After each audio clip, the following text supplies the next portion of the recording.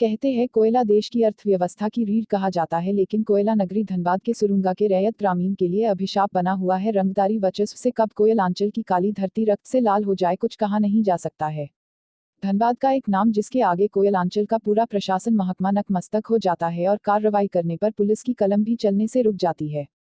कुंभात सिंह और एलबी सिंह, जिसको मानो गुंडई का लाइसेंस मिल गया है। ऐसा हम इसलिए कह रहे हैं क्योंकि एटी देव प्रभा आउटसोर्सिंग, जिसने सुरंगा के रैयत ग्रामीणों के जमीन पर जबरन ओबी डंप करके रैयत ग्रामीणों का जीना मुहाल कर दिया है।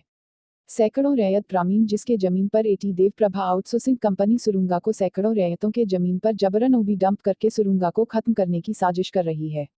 बता दें कि पिछले दिनों 8 फरवरी को ग्रामीण एवं आउटसोर्सिंग के गुर्गों के बीच बवाल हुआ था, जिसमें ग्रामीण और आउटसोर्सिंग के गुरु के ऊपर एवं आउटसोर्सिंग संचालक के ऊपर मामला दर्ज किया गया था। इसके बावजूद अभी तक किसी की गिरफ्तारी नहीं हुई है। आउटसोर्सिंग के चाणक्य नीति के आगे ग्रामीण अब लाठी डंडे और गोली बम की लड़ाई नहीं बल्कि आत्मदाह करके अपने आप को ही समाप्त करने की बात कह रही है।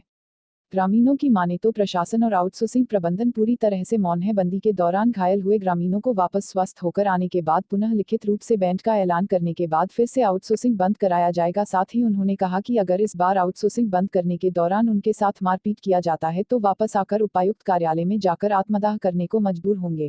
प्रेस कॉन्फ्रेंस करने का मूल कारण नहीं है दादा कि 8 तारीख को हम लोग लिखित रूप से बंदी करने के लिए गए थे, जिसमें आप देखें कि किस तरह हमारे महिला के ऊपर माने अंग्रेज का शासन में भी इस तरह शासन नहीं था जो आज हमारे साथ जिस तरह शासन रवैया, यहाँ का मैनेजमेंट, यहाँ का प्रशासन, यहाँ का अधिकारी और यहाँ के स्थानीय गुंडा लोग जो संविधान मतलब सोचिए कि तार तार करना और कहीं ना कहीं बताइए कानून व्यवस्था चीज़ का नाम धनबाद में हमको लग रहा कि नहीं है।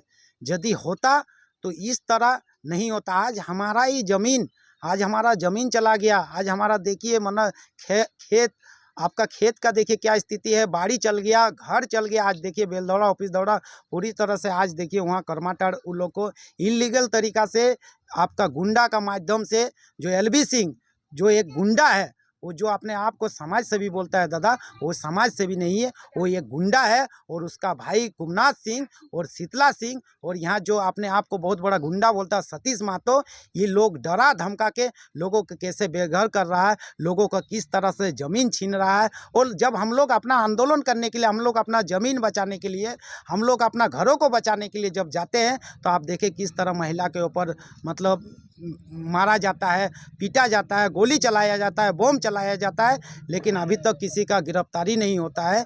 ये सवाल चिन्ह उठा रहा प्रशासन को भी कि अब सर हम लोग क्या करें इस लोकतंत्र में, इस कानून व्यवस्था में, उस इस सरकार में हम लोग क्या नहीं किए दादा बताइए। पिछला 3 फरवरी को घटना आप लोग देखें, राज्य का मुख्यमंत्री संज्ञान में लिए, यहाँ ग्रामीण एसपी आए, घटनास्थल का जांच किए, एक व्यक्ति का गिरफ्तारी हुआ। आप सोचिए उस गोली कांड में वीडियो में आप देखें कितना बड़ा बड़ा बम चल रहा था, पत्थर चल रहा था, तीरधनुष चल रहा था, गुलेर चल रहा था ऊपर से, फिर भी हम लोग डटे रहे, हम लोग लड़े, हम लोग मुकाबला किए। एक व्यक्ति का उसमें उस गैंग का एक व्यक्ति उमेश महतो का गिरफ्तारी होता है।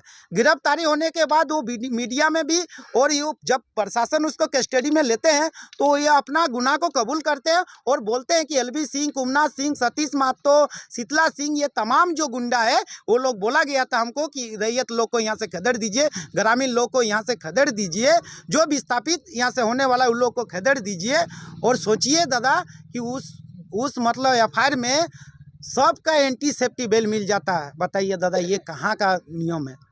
आज देखिए बीसीएल का घपला देखिए, माने वन विभाग का जमीन को छीन ले रहा है, अब रैयत का जमीन छीन ले रहा है। हम लोग का जितना मूल सीएसआर में देना चाहिए, देने का बात तो छोड़िए, जो मेरा था उठो भी छीन ले रहा। तो हम लोग किसके पास जाएं बताइए।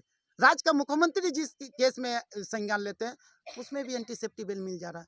इतना बड़ा घटना में अभी तक एक भी गिरफ्तारी नहीं हो, इसमें भी यदि सबको बेल मिल जाएगा तो हम लोग के पास क्या विकल्प बचा है?